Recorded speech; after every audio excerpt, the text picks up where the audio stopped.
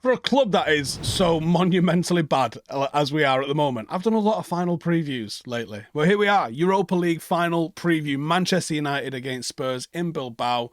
And the reality of this is, winning this and losing this could absolutely change everything.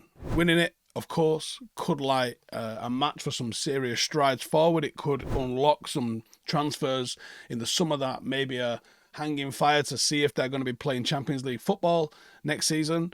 And even losing it, I don't want to sit here and say I'd like to see Manchester United lose a final because of the tangible benefits of not playing Champions League or European football next season so we could focus on one league game at a time. I'm not going to say that. But that is how I'm going to cope with it if we do manage to balls this up. I want to see United win trophies. That is why we're here. And that's what I want to see tomorrow night against Spurs. But the reality is we've probably got a better chance of finishing higher up in the league next season if we didn't have the distraction and the squad strain of a European competition. I think you'll see Nottingham Forest feel that next season for sure. Now, of course, the winner of this gets Champions League football and a big shiny vase. And that represents a lot more, I think, than just playing in the competition. It means money, it means attractiveness for signings, it means a little bit of security and all that sort of stuff. The bad news is Spurs have plenty of reason to be optimistic coming into this one. They are unbeaten in 6 games against United. They've won all 3 clashes against us this season, both times in the league, and they knocked us out of the Carabao Cup. The good news is that Spurs are missing several key players for the final. Kulusevski looks like he's going to be out. Maddison looks like he's going to be out. Bergvall and Dragusin look like they're going to be out. Kulusevski's injury was originally called a knock. Then they've given a statement saying that he's undergone surgery on a right patella, so he's going to miss the next few months. He's definitely going to be out for the final. For United, there's no new injuries been reported from the Chelsea game, but Dalot, Yoro, Xerxes are all back in training. It looks like De Ligt didn't quite make it, and I think he'll go with Yoro. Actually, I think Yoro will be one that maybe gets the nod. Martinez is definitely going to be out. De Ligt could be 50-50. I'd be surprised if De Ligt makes it. Looking at this point, this Manchester United side, it is used to finals in a way that Tottenham just are not. And I know that's a cliche. But it actually isn't clear how they're going to set up for this match or if they'll just not bother changing anything and just come out as they are. Assuming they don't change anything, what they bring usually is a quite attacking 4-2-3-1 or a 4-3-3 setup where they will look to press high up the pitch. Their shocking amount of losses that they've had this season under Ange shows that, well, it's put him under pressure for one. And I think even regardless of the result, he might still lose his job. But despite that pressure, he hasn't really wavered on his style or his demands to be front foot. He has got, or he has had, to make some tweaks to his philosophy. He asks his fullbacks to invert a lot more than he used to. That's a bit of a staple of his Spurs team. You'll see Porro and Udogie inverting in the build-up with the aim of opening up passing lanes, either straight to their wingers or to them take easier balls in the centre of the pitch. They've now moved slightly away from that. They're asking the fullbacks to maybe go wider, play a little bit deeper and try and play around a little bit of an opposition's initial pressure. You're actually seeing a lot of teams do this. Saw this a hell of a lot over the weekend, actually, where teams are playing it into that corner, I think almost to invite more sort of targeted press. You see opposition forward line, when defenders go into that sort of zone at the side of the box, it's almost like a bit of a pressing trigger. So you're seeing teams really sort of flood men over to it. But if you flood men over into one corner, you are going to open up other areas on the pitch. So I think it's deliberate. I see Ange doing this. He's not the only one I see doing this. I do see a lot of teams doing this. The problem is, if you lose the ball in those areas, you are in the shit straight away. And Spurs have been particularly quite prone to losing the ball, not just in dangerous areas, but in that area especially. And now the inverted position of their fullbacks, what was causing issues for them in terms of recovery, is now causing issues for them because they're losing the ball just that little bit deeper. Even though technically it gives them more of an opportunity to recover defensively, I think it's not really had the desired effect. I think they're still losing balls in areas that you wouldn't want to lose them. And they will still try and play through that press. With it being a final, Does he mix it up and look to maybe try and put pressure on our back line? I think going high to Harry Maguire in the air is a way to just lose the ball, I think. What we do know is the fullbacks will probably be very crucial to their play, whether they're pushed high, whether they're inverting, or whether they're going to sit alongside in the back line. And the wingers, Son and Johnson, are going to come inside into the sort of half space a little bit. They will look to use rotations. They're always going to look to try and overload zones which are best suited to them. So the midfielders, the fullbacks, the attackers, they will all kind of come close and start rotating around. Look to try and either confuse or look to try and overload in a certain area of the pitch where they can maybe connect a couple of passes, switch out wide and get some progression going forward. You often see Brennan Johnson will hold width, but he will rotate with those around him and sometimes drift inside, which does increase a little bit of the goal threat coming from him. They obviously play a high line. They have a very energetic midfield, and that's tasked with hustle, winning the midfield battle.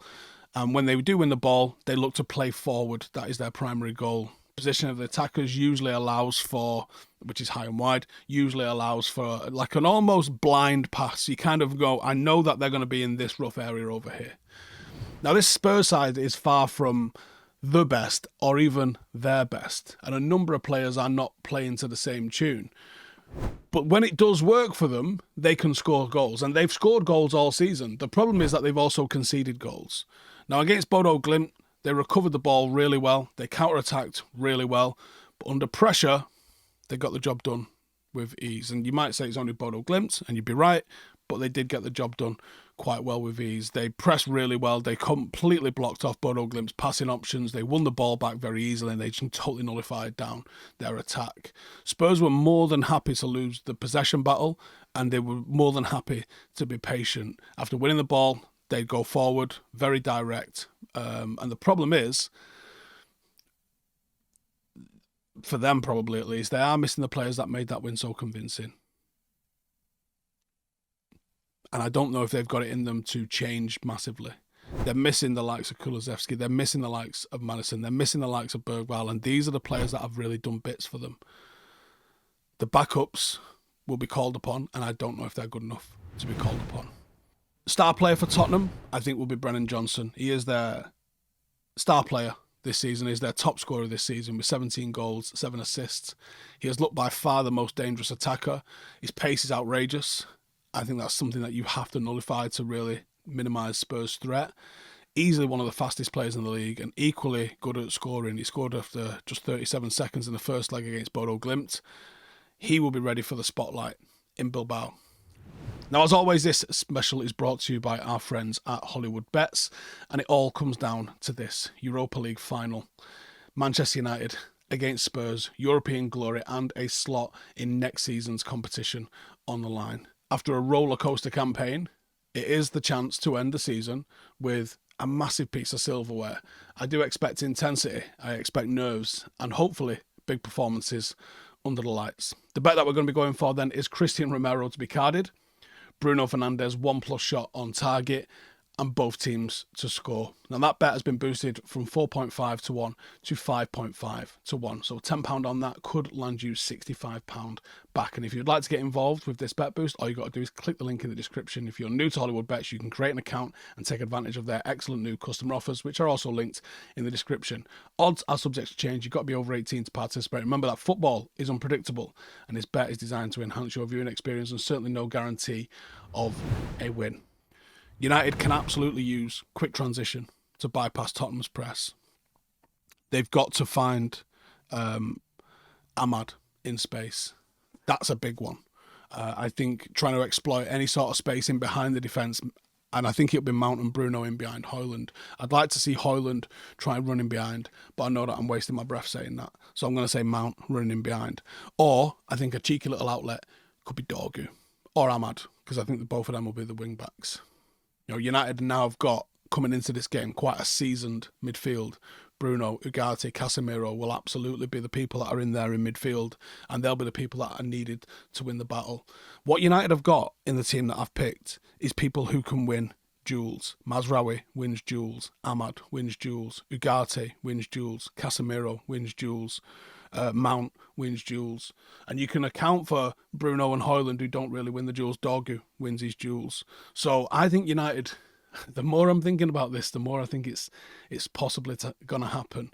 United's midfield can control the tempo of the game. And without Maddison and Bergvall, Tottenham are missing a key midfield link to that attack, which makes our midfield task of breaking up the play just that little bit easier.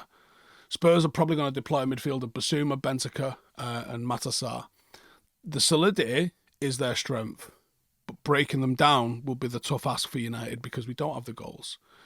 I think you target that high line with width and look to go around and in behind. That might be how you do it. You know, targeting them with that is the move. Even in poor goal scoring form, I think you've got a team that can go and score goals. The starting 11 I'm going with, probably guessed it from what I've said already here, but Onana in net. I'm going with the back three of Mazraoui, Maguire, and Yoro. And I think that's a good enough back three to get the job done. I don't think you're going to see De Ligt make it. And I think you'll probably keep Lindelof on the bench in case there's any knocks, particularly to somebody like Yoro. But Yoro's pace is going to be needed to keep track with Brennan Johnson, I'm pretty sure. That means your midfield four. Ahmad on the right, Ugarte, Casemiro and Dorgu. It's a battling midfield four that'll get us stuck in and go and win some duels.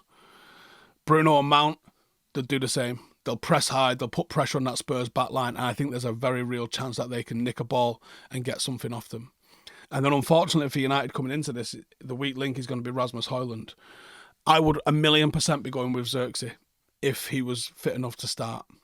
And with how bad Rasmus has been, it would not surprise me if Ruben Amorim has got any inkling whatsoever. Can Xerxes play 45? He's playing 45. And we'll put Rasmus on, or even Garnacho in a false 9 or something. Because if we're relying on Højlund to win us the game, we're not winning the game. I think Garnacho off the bench, last 30, changed the tempo. I think he's fantastic at bringing energy and drive to a game that's gone a little bit flat. The substitutions from Amorim have been pretty decent at times. It's another time that he needs to be pretty decent. That's the team I'm going for. That's the team I'm hoping can get the business done. Fingers crossed we can deliver the trophy. We can't be the team that gives Spurs a trophy. That's disgusting. Isn't it? Cheers for tuning in. Cheers for your support over the whole season. Let me know how you think this game's going to go in the comments below. And I will see you in the next one. Laters.